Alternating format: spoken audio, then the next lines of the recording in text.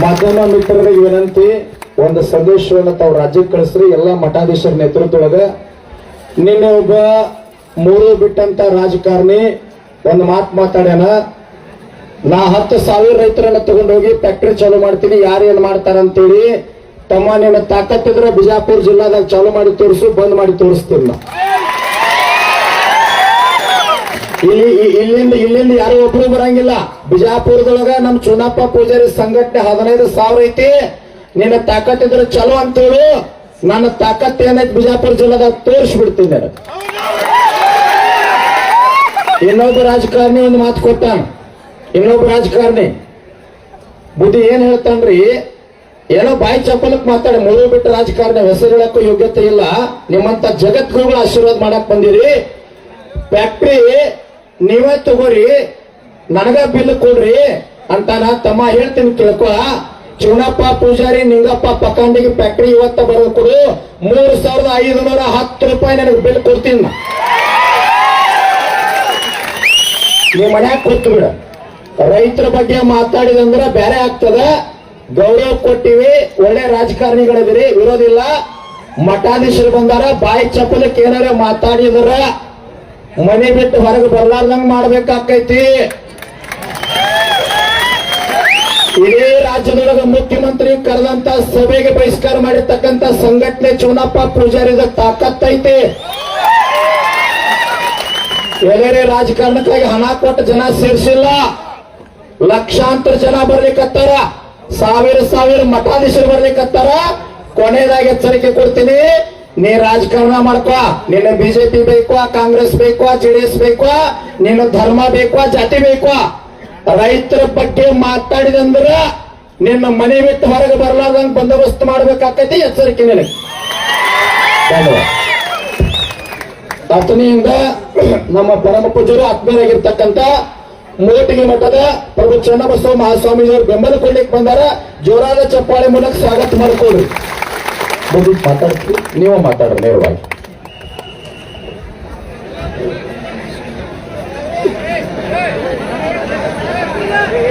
ಈ ಅಭೂತಪೂರ್ವವಾಗಿರುವಂತಹ ರೈತ ಹೋರಾಟದಲ್ಲಿ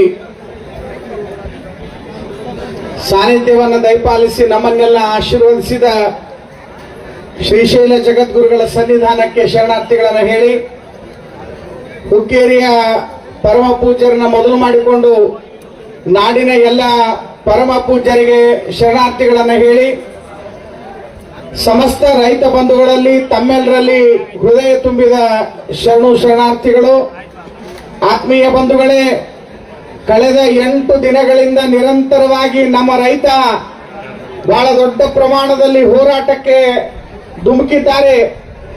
ಆದರೆ ಇವತ್ತು ನಮ್ಮ ಹೋರಾಟ ಯಾವ ಮಟ್ಟಿಗೆ ಮುಟ್ಟಿದೆ ಇವತ್ತಂದ್ರೆ ನೆನಪಿಸ್ಕೊಳ್ಬೇಕು. ಸನ್ನಿಧಿಯವರು ಒಂದು ಮಾತನ್ನು ಹೇಳಿದ್ರು, ಜಗದ್ಗುರುಗಳು ಎಲ್ಲ ಸ್ವಾಮೀಜಿಯವರು. ಅದನ್ನ ಬಹಳ ಎಚ್ಚರಿಕೆಯಿಂದ ಮತ್ತು ಅಭಿಮಾನದಿಂದ ಹೇಳ್ತಾ ಇದ್ದಾನೆ.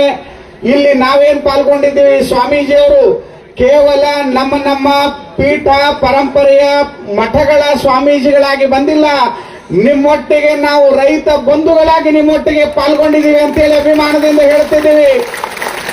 ರೈತರನ್ನ ನೀವು ಮುಟ್ಟಿದ್ರೆ, ರೈತರಿಗೆ ಸಮಸ್ಯೆ ಮಾಡಿದ್ರೆ, ರೈತರಿಗೆ ಅನ್ಯಾಯ ಮಾಡಿದ್ರೆ ಯಾರಿಗೂ ಉಳಿಗಾಲ ಇಲ್ಲ.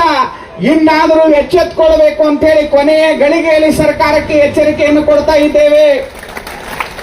ಯಾಕಂದ್ರೆ ನಿಮ್ಮ ಹೊಟ್ಟಿ ಬಟ್ಟಿ ನಿಮ್ಮ ಸರ್ಕಾರ ನಿಮಗೆಲ್ಲವನ್ನ ಕೊಟ್ಟವರು ಬೇರೆ ಯಾರೂ ಇಲ್ಲ, ಈ ನಾಡಿನ ರೈತ ಬಂಧುಗಳು.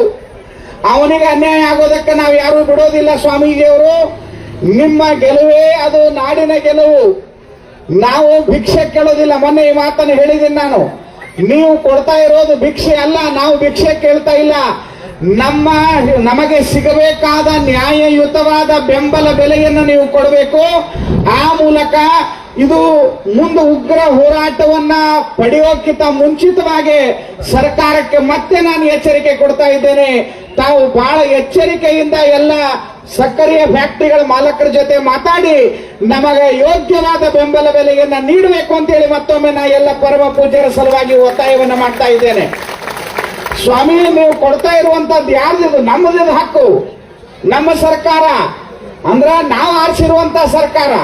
ನಾ ಹೇಳ್ತಾ ಇದ್ದೇನೆ, ಇವತ್ತೇನು ಚಿನ್ನಪ್ಪ ಪೂಜಾರಿ ಅವರು, ಶಶಿಕಾಂತ್ ಪಡಸಲಿಗೆ ಗುರುಗಳವರು ಇವತ್ತೇನು ದೊಡ್ಡ ಪ್ರಮಾಣದ ಹೋರಾಟ ಮಾಡ್ಯಾರ. ನಾವು ಕೇಳಿದ್ದೀವಿ ಸ್ವಾತಂತ್ರ್ಯ ಸಂಗ್ರಾಮದ ಹೋರಾಟ, ನಾವು ಕೇಳಿದ್ದೀವಿ ದೆಹಲಿಯಲ್ಲಿಯ ಅನೇಕ ರಾಜ್ಯಗಳ ಹೋರಾಟ ಅಲ್ಲಿ ನೋಡಿದ್ದೀವಿ. ಮರಳಿ ಕರ್ನಾಟಕದೊಳಗ ಅದ್ಭುತವಾಗಿರುವಂತ ದೇಶ ಭಕ್ತಿಯ ರೈತನ ಹೋರಾಟ ಮತ್ತೊಮ್ಮೆ ಜೀವಂತ ಪಡೆದಿದ್ದು ನಮ್ಮ ಈ ಗುರುಲಾಪುರ ಮಹಾನಗರ ಬಂಧುಗಳ ಹೋರಾಟನ ಒಂದು ಐತಿಹಾಸಿಕ ಹೋರಾಟ, ಸಮುದಾಯದ ಹೋರಾಟ, ಕ್ರಾಂತಿಯ ಹೋರಾಟ. ಈ ಕ್ರಾಂತಿಗೆ ಸಮುದಾಯದ ಬೆಂಬಲ ಇದೆ, ಸಮಗ್ರ ಬೆಂಬಲ ಇದೆ. ಎಲ್ಲಿವರೆಗೆ ನಾ ಎಚ್ಚರಿಕೆ ಕೊಡ್ತೀನಿ, ನೀವು ಮತ್ತೆ ನಿಮಗೆ ಕಿವಿ ಮಾತನ್ನು ಹೇಳ್ತೀನಿ. ಯಾವುದೇ ವಿಷಯವಾಗಿ, ಯಾವುದೇ ಮತ್ತೊಂದು ವಿಷಯವಾಗಿ ನೀವು ಸೋಲು ಕಾಣುವಂತಹದ್ದು ಅಥವಾ ಹಿನ್ನಡೆ ಆಲೋಚನೆ ಮಾಡುವಂತಹದ್ದು ಬೇಡ. ಅವ್ರದ್ದೇನು ಬರ್ತದ ಆ ಧ್ವನಿ ನ್ಯಾಯಯುತವಾಗಿರ್ಬೇಕು. ಆ ಪರವಾಗಿರುವವರೆಗೂ ನಮ್ಮ ಹೋರಾಟವನ್ನು ಮುಂದುವರಿಸಬೇಕು ಹಾಗೆ ಅಂತೇಳಿ ನಾನು ಭಾವಿಸ್ಕೊಳ್ತಾ ಇದ್ದೇನೆ. ಇನ್ನು ಸಂಜೆವರೆಗೆ ಆ ಕಾಲಘಟ್ಟದ ಅಥವಾ ನಾಳೆವರೆಗೆ ಇರಬಹುದು. ಆ ಸಂಜೆ ಮತ್ತು ನಾಳೆ ಬರೋವರೆಗೆ ನಮ್ಮ ರೈತನಿಗೆ ಆ ಗೆಲುವಿನ ಸಂದೇಶವಾಗಿರ್ಲಿ, ವಿಜಯದ ಸಂದೇಶವಾಗಿರ್ಲಿ, ನೀವು ನಮ್ಮ ರೈತರಿಗೆ ಬೆಲೆಯನ್ನ ಕೊಟ್ಟ ಅದು ನಿಮ್ಮ ಗೆಲುವಾಗಿರ್ತದೆ. ನಮ್ಮ ಹೊಟ್ಟಿ ಇಟ್ಟು ವರ್ಷ ನಮ್ಮ ಬದುಕನ್ನ ತಣ್ಣಗಿಟ್ಟಿರುವಂತ ರೈತನಿಗೆ ಬೆಂಬಲ ಬೆಲೆಯನ್ನ ನೀಡೋದ್ರ ಮೂಲಕ ಒಂದು ಘನತೆಯನ್ನ ಗೌರವವನ್ನ ತರಬೇಕು ಅಂತ ಹೇಳಿ ಈ ಮೂಲಕ ನಾನು ಆಗ್ರಹ ಮಾಡ್ತಾ ನಾನು ಸರ್ಕಾರಕ್ಕೆ ಒತ್ತಾಯ ಮಾಡ್ತಾ ಇದ್ದೇನೆ. ಜಗದ್ಗುರು ಮಹಾಸನ್ನಿಧಿ ಅವರು ದಯಮಾಡಿಸಿ ಬಹಳ ಅದ್ಭುತವಾದ ಮಾತನ್ನು ಹೇಳಿದ್ರು. ಶ್ರೀಶೈಲದ ಮಲ್ಲಿಕಾರ್ಜುನನೇ ನಿಮ್ಮ ಹತ್ತಿರ ಬಂದಾನ, ಇದು ನಮ್ಮ ಭಾಗ್ಯದ ಬಾಗಿಲ ತೆಗೆದದ ಅಂತ ನಾವು ತಿಳ್ಕೊಳ್ಬೇಕು. ಮಲ್ಲಿಕಾರ್ಜುನ ಶ್ರೀಶೈಲನ ಕೂತಿಲ್ಲ, ಮಾತಾಡ್ಕೋತ ನಿಮ್ಮ ಮುಂದೆ ಬಂದಾರ, ನಾಡಿನ ಮಠಾಧೀಶರು ಮುಂದೆ ಬಂದಾರಂದ್ರ ರೈತರ ಭಾಗ್ಯದ ಬಾಗಿಲ ತೆಗೆದದಂತ ನಾನು ಭಾವಿಸ್ಕೊಳ್ತಾ ಇದ್ದೇನೆ. ನಾವೆಲ್ಲ ಸಂಘಟನೆಯಿಂದ ಸಮಸ್ತ ಎಲ್ಲ ರೈತ ಬಂಧುಗಳು ಒಗ್ಗಟ್ಟಾಗಿರೋಣ. ನಿಮ್ಮೊಟ್ಟಿಗೆ ಎಲ್ಲ ಮಠಾಧೀಶರು, ಸಮಸ್ತ ವಿರಕ್ತ ಪರಂಪರೆಯ ಜಗದ್ಗುರುಗಳು, ಒಕ್ಕೂಟ ಲಿಂಗಾಯತ ಒಕ್ಕೂಟದ ಮಠಾಧೀಶರು ನಿಮ್ಮೊಟ್ಟಿಗೆ ನಾವು ಇರ್ತೀವಿ ಅನ್ನುವಂತ ಮಾತನ್ನು ಹೇಳಿ ನಿಮ್ಮ ಮುಂದಿನ ಎಲ್ಲ ಹೆಜ್ಜೆಗಳಿಗೆ ಬೆಂಬಲವನ್ನು ಕೋರಿ ನನ್ನ ಮಾತನ್ನು ಮುಗಿಸ್ತೇನೆ. ಅಥಣಿಯ ಮೋಟಗಿ ಮಠದ ಪರಮ ಪೂಜ್ಯರು ರೈತರಿಗೆ ಲಘು ಬಗೆಯಿಂದ ನ್ಯಾಯ ಸಿಗಲಿ ಅಂತ ಗಟ್ಟಿ ಧ್ವನಿಯನ್ನು ಎತ್ತಿದ್ದಕ್ಕಾಗಿ ತಮ್ಮೆಲ್ಲರ ಜೋರಾದ ಚಪ್ಪಾಳೆ ಮೂಲಕ ಭಕ್ತಿಯ ಧನ್ಯವಾದಗಳನ್ನು ಸಲ್ಲಿಸಿ.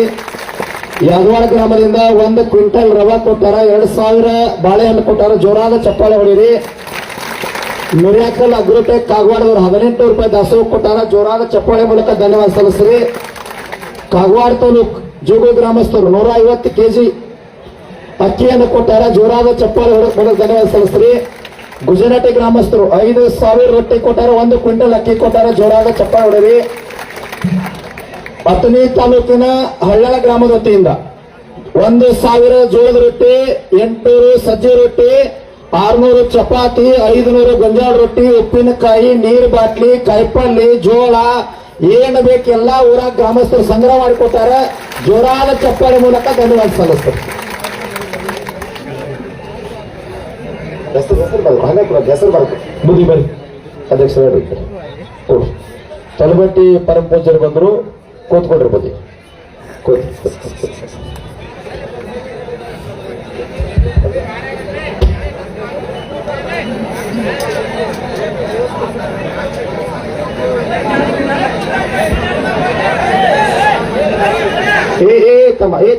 ಅವ್ರು ಶಾಂತ ಇರ್ತಾರೆ, ನೀವ್ ಯಾಕೆ ಬಾಯ್ ಮಾಡ್ತೀರಿ? ಅವ್ರು ಶಾಂತ ಇರ್ತಾರ, ನೀವು ಜೋರ್ಲೆ ಬಾಯ್ ಮಾಡ್ತೀರ.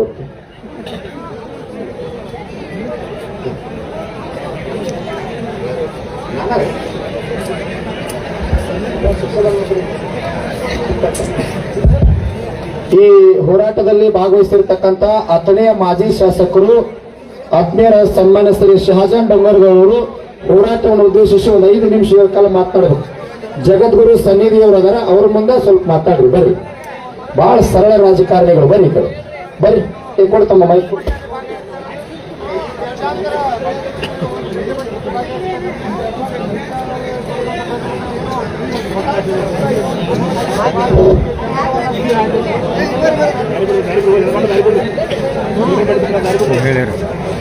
ನೀರು ಹೊತ್ಕೊಂಡಾರ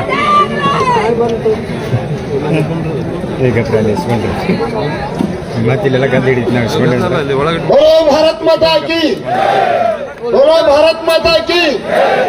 ಭಾರತ ದೇಶದ ಅನ್ನದಾತನಿಗೆ, ಭಾರತ ದೇಶದ ರೈತರಿಗೆ ಬಂಧುಗಳೇ, ಇವತ್ತು ಪರಮ ಪೂಜ್ಯ ಶ್ರೀಶೈಲ ಜಗದ್ಗುರುಗಳನ್ನು ಒಳಗೊಂಡು ಕರ್ನಾಟಕ ರಾಜ್ಯದ ಹಾಗೂ ಮಹಾರಾಷ್ಟ್ರ ರಾಜ್ಯಗಳ ಮಠಾಧೀಶರು ಪರಮ ಪೂಜ್ಯರು ಎಲ್ಲರಿಗೂ ನಾನು ಗೌರವಪೂರ್ವಕವಾಗಿ ಶ್ರೀ ಸಾಷ್ಟಾಂಗ ನಮಸ್ಕಾರ ಮಾಡಿ, ಈ ಕಳೆದ 15 ದಿನಗಳಿಂದ ಈ ಗುರ್ಲಾಪುರ ಕ್ರಾಸದಲ್ಲಿ ಏನು ಒಂದು ಆಂದೋಲನ ನಡೆದಿದೆ, ಈ ಆಂದೋಲನದ ಬಗ್ಗೆ ಬಹಳಷ್ಟು ಎಲ್ಲ ಪರಮ ಪೂಜ್ಯರು ಹೇಳಿದ್ದಾರೆ. ನಾನು ಬಹಳ ಸಣ್ಣವ, ಅವ್ರು ಹೋದ ಬಳಿಕ ನಾನು ಮಾತಾಡಬೇಕು ಅಂತಂದ್ರೆ ಈಗಲೇ ಮಾತಾಡಬೇಕಂದ್ರು ನನಗೆ ಸ್ವಲ್ಪ ಮುಜುಗರ ಆಗ್ತಾ ಇದೆ. ಬಂಧುಗಳೇ, ಭಾರತ ದೇಶಕ್ಕೆ ಸ್ವಾತಂತ್ರ್ಯ ಸಿಕ್ಕ 78 ವರ್ಷ ಆಯ್ತು.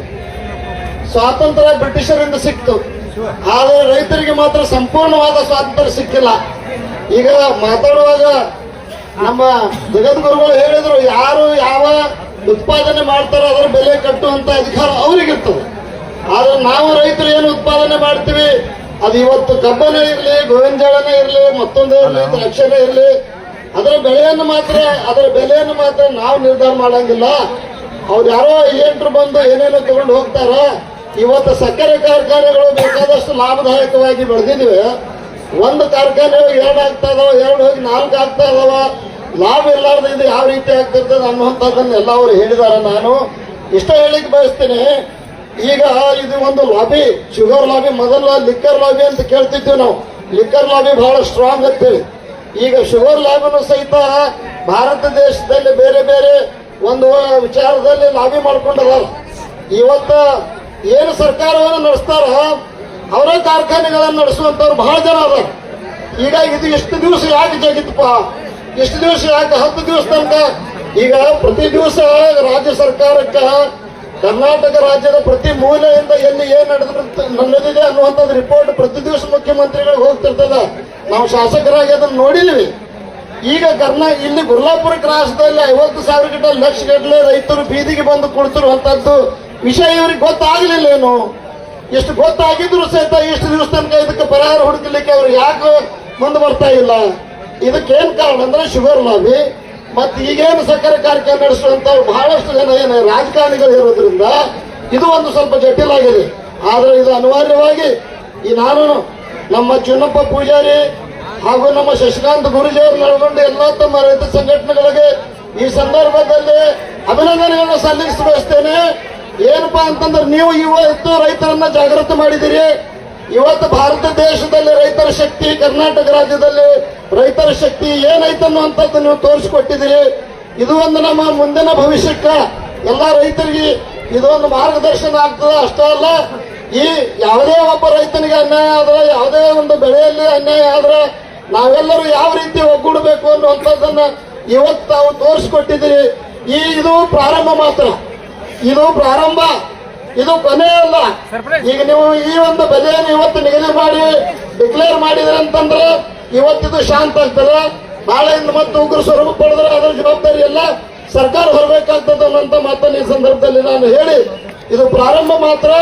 ಇನ್ನು ಮುಂದೆ ಯಾವುದೇ ರೀತಿಯ ರೈತರಿಗೆ ಅನ್ಯಾಯ ಆದ್ರೆ ರೈತ ಒಕ್ಕೂಟ ಇಡೀ ಕರ್ನಾಟಕ ರಾಜ್ಯದ ರೈತರೆಲ್ಲರೂ ಒಂದೇ ಕರೆಗೆ ಹೋಗೊಟ್ಟು ಅದನ್ನ ಶಕ್ತಿಯನ್ನು ಮುಂದೆ ಅವರು ಪ್ರದರ್ಶನ ಮಾಡ್ತಾರೆ ಅನ್ನುವಂಥ ಮಾತನ್ನ ನಾನು ಈ ಸಂದರ್ಭದಲ್ಲಿ ಹೇಳಿ, ನನಗ ಮಾತಾಡ್ಲಿಕ್ಕೆ ಅವಕಾಶ ಕೊಟ್ಟಿರುವಂತ ಎಲ್ಲ ಸಂಘಟಕರು ಮತ್ತು ಈ ಕಾರ್ಯಕ್ರಮದಲ್ಲಿ ಏನ್ ನಮಗೆಲ್ಲ ಆಶೀರ್ವಾದ ಮಾಡಿದಾರ ಅವರ ಪರಮ ಪೂಜ್ಯರ ಶಕ್ತಿ, ಆ ಶಕ್ತಿ ಸಾಮಾನ್ಯ ಶಕ್ತಿ ಅಲ್ಲ. ಇವತ್ತು ಪ್ರತ್ಯಕ್ಷ ನಮ್ಮ ಮಲ್ಲಿಕಾರ್ಜುನ ಅವರು ಇಲ್ಲಿ ಬಂದಾರ ಅಂತೇಳಿ ಏನ್ ಜಗದ್ಗುರುಗಳು ಹೇಳಿದಾರ, ಅದು ಬಹು ದಿವ್ಯ ಶಕ್ತಿ. ಈ ದಿವ್ಯ ಶಕ್ತಿ ನಮ್ಮ ಜೊತೆಗದ, ಸರ್ಕಾರ ಇರ್ದಿದ್ದರು ಸಹಿತ ಈ ದಿವ್ಯ ಶಕ್ತಿ ನಮ್ಮ ಜೊತೆಗದ, ನಿಶ್ಚಿತವಾಗಿ ನಮಗೆ ಗೆಲುವು ಆಗ್ತೈತೆ ಅನ್ನುವಂಥ ಮಾತನ್ನ ಈ ಸಂದರ್ಭದಲ್ಲಿ ನನಗೆ ಮಾತಾಡ್ಲಿಕ್ಕೆ ಅವಕಾಶ ಕೊಟ್ಟಿದ್ದು ತಮ್ಮೆಲ್ಲರಿಗೆ ಹೃದಯಪೂರ್ವಕ ನಮಸ್ಕಾರಗಳನ್ನು ಸಲ್ಲಿಸಿ ನನ್ನ 2 ಮಾತು ಮುಗಿಸುತ್ತೇನೆ. ಜೈ ಹಿಂದ್, ಜೈ ಕರ್ನಾಟಕ, ಜೈ ಭಾರತ ದೇಶದ ರೈತ. ಆತನೀಯ ಮಾಜಿ ಶಾಸಕರು, ಜನಪರ ಹೋರಾಟಗಾರರಿರ್ತಕ್ಕಂಥ ಶಹಜಾನ್ ಡೊಂಗರ್ ಅವರಿಗೆ ಜೋರಾದ ಚಪ್ಪಾಳೆ ಮೂಲಕ ಧನ್ಯವಾದ ಸಲ್ಲಿಸ್ರಿ. ಈ ವೇದಿಕೆಯ ದಿವ್ಯ ಸಾನ್ನಿಧ್ಯ ವಹಿಸಿಕೊಂಡಿರ್ತಕ್ಕಂಥವರು ಆತ್ಮೀಯರಾದ ಹಳಿಂಗಳಿಯ ಮಹಾವೀರ ಪ್ರಭುಗಳು ವೇದಿಕೆಯನ್ನು ಉದ್ದೇಶಿಸಿ ಮಾತನಾಡಬೇಕಂತೇಳಿ ತಮ್ಮೆಲ್ಲರ ಮೂಲಕ ವಿನಂತಿಯನ್ನು ಮಾಡಿಕೊಳ್ತೀವಿ.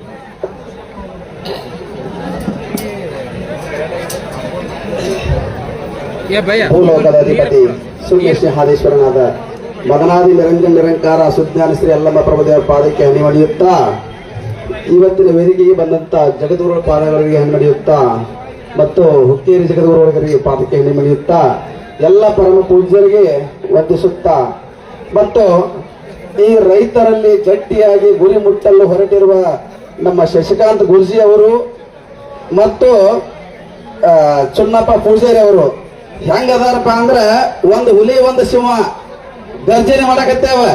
ಎದರ ಸಲುವಾಗಿ ನಮ್ಮ ರೈತರು ಇಲ್ಲಿ ತನಕ ಬಾಳ ಮುಗ್ತಿದ್ರು, ನೀವೆಲ್ಲ ಮಾಡಿದಾಗ ನಡೀತಿತ್ತು. ಈ ಸಲ ಮಾತ್ರ ನಾವ ಗುರ್ಲಾಪುರದಾಗ ಗುರಿ ಮುಟ್ಟತಕ್ಕ ಕಬ್ಬಿನ ರೇಟ್ ತಗೊಳ್ಳಾರ್ದ ಹಿಂದ್ ಸರಿಯಾಗಿ ಪಣ ತೊಟ್ಟವ್ರು ಯಾರಾದ್ರು ಇದ್ರೆ ಚುನ್ನಪ್ಪ ಪೂಜಾರಿ ಮತ್ತು ಶಶಿಕಾಂತ್ ಗುರ್ಜಿ ಅವರು. ಯಾರಿಗೋಸ್ಕರ ನಿಂತಾರ ಅವರೆಲ್ಲ ನಮ್ಮೆಲ್ಲರ ರೈತರ ಕಣ್ಣೀರನ್ನು ಒರೆಸಿ ನಿಮ್ಮನ್ನು ರಕ್ಷಣೆ ಮಾಡೋದೋಸ್ಕರ ನಾವೆಲ್ಲರೂ ನಿಮ್ಮ ಸಲುವಾಗಿ ನಿಮ್ಮಿಂದಲೇ ಬೆಳೆಯುವಂತ ಅನ್ನ ತಿನ್ನುವಂತ ರೈತರು ಕಣ್ಣೀರು ಹೊಂಟ ಬಂದಾಗ ಕಣ್ಣೀರು ಒರೆಸ್ಲಕ್ಕೆ ನಾವು ನಿಂತಿದೀವು. ಸರ್ಕಾರಕ್ಕೆ ನಾವು ಸವಾಲು ಮಾಡ್ತೇವೆ. ಎದರಿಗೋಸ್ಕರ ಅಂದ್ರೆ ನ್ಯಾಯವಾಗಿ ಮಾಡಾಕ್ತಿದೀವಿ. ನಾವು ಬೆಳೆದಂತ ಬೆಳೆಗೆ ಒಂದು ಹೆಚ್ಚೇನು ಕೇಳಿಲ್ಲ. ಇವತ್ತು 7-8 ವರ್ಷದಿಂದ ನೀವು ಯಾರು ₹1 ಹೆಚ್ಚು ಮಾಡಿಲ್ಲ. ಈ ಸಲ ಆದ್ರೂ ಮಾಡ್ಬೇಕಂತ ಅವ್ರು ತೊಟ್ಟಾರ. ಯಾಕಂದ್ರ ಮೊದಲ ಹಂಗ 1 ದಿವಸ 2 ದಿವಸ ಎಲ್ಲ ನೀವು ನೋಡಿದ್ರಿ. ಲಕ್ಷಾಂತರ ಅಲ್ಲ 2-3 ಲಕ್ಷ ಜನ ಕೂಡಿದ್ರಿ ಇಲ್ಲೆಲ್ಲ. ಇಡೀ ಕರ್ನಾಟಕ ಅಲ್ಲ ಭಾರತ ದೇಶದೊಳಗೆ ಸಹಿತ ಇತಿಹಾಸ ಮಾಡಿದವರು ಇದು 2025 ಒಳಗೆ ಎಲ್ಲ ರೈತರ ಸಮುದಾಯದವರು. ಅದಕ್ಕೆ ಎಲ್ಲಾ ಸ್ವಾಮಿಗಳ ಬೆಂಬಲ ನಿಂತಾರ, ಡಾಕ್ಟರ್ಗಳ ಬೆಂಬಲ ನಿಂತಾರ, ವಕೀಲರ ಬೆಂಬಲ ನಿಂತಾರ, ಎಲ್ಲಾರು ನಿಂತಾರು. ಆ ರಾಜಕಾರಣದವ್ರು ಯಾಕೆ ಒಂದು ಇಟ್ಟು ಕರ್ಣೆ ತೋರಿಸ್ತಾ ಇಲ್ಲ ರೈತರ ಸಲುವಾಗಿ? ರೈತರ ಸಲುವಾಗಿ ಒಂದು ಸ್ವಲ್ಪ ಆದ್ರು, ಯಾಕಂದ್ರೆ ಹೆಚ್ಚಿನ ಬೆಲೆ ಕೇಳಿಲ್ಲ. ನೀವೆಲ್ಲರೂ ಏನಾಗೈತಂದ್ರ ಪ್ರತಿ ಸಲ ಪೆಟ್ರೋಲ್ 1 ಅಲ್ಲ 2 ಅಲ್ಲ 3 ಅಲ್ಲ 4 ಹೆಚ್ಚು ಬರ್ಬೇಕು ಹೋಗ್ಯಾರಿ. 10-20 ವರ್ಷ ಆದ್ರೂ ನಮ್ಮ ರೈತರು ಒಂದು ಮನೆ ಕಟ್ಟಾಗ ಆಗ್ತಾ ಇಲ್ಲ. ಇಂಥ ಆಸ್ತಿನ ಮಾರುವಂತ ಪರಿಸ್ಥಿತಿ ಬಂದೈತಿ.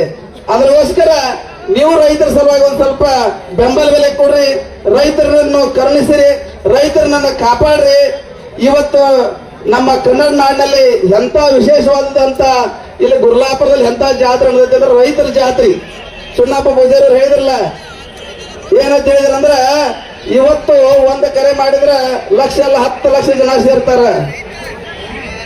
ಅಂತ ಜನ ಸೇರಿ ಎದ್ರ ಸಲುವಾಗಿಪ್ಪ ಅಂದ್ರ ನಾವು ಎಲ್ಲ ರೈತರು ಈಗ ಒಕ್ಕಟ್ಟಾಗಿದ್ದೀವಿ. ರೈತರು ಒಂದು ಗುರಿ ಮುಟ್ಟನು, ಒಂದು ಹಿತಾಸಕ್ತಿಯನ್ನು ಎಲ್ಲರೂ ಕಾಪಾಡಿಕೊಂಡು ನಾವು ನೀವು ಒಂದೇನು ಅಂತ ಭಾವ ಭಕ್ತಿ ತುಂಬಿಕೊಂಡು ಅಂತೇಳಿ ಇಷ್ಟೆಲ್ಲ ಮಾತಾಡ್ಕೊಂಡು ನಿಮ್ ಎಲ್ಲರ ಸಲುವಾಗಿ ನಮ್ಮದು ಬೆಂಬಲ ಐತಿ. ಇನ್ನು ಇದ್ರ ಮುಂದೆ ಏನಾದ್ರು ಹೊರದ್ರ ನಾವು ಎಲ್ಲ ಏನ್ ಮಾಡಬೇಕಪ್ಪ ಅಂದ್ರ ನಮ್ಮ ಚುನ್ನಪ್ಪ ಪೂಜಾರಿ ಮತ್ತು ಶಶಿಕಾಂತ್ ಗುರ್ಜಿ ಅವ್ರ ಜೊತೆ ನಾವು ಇದ್ದುಕೊಂಡು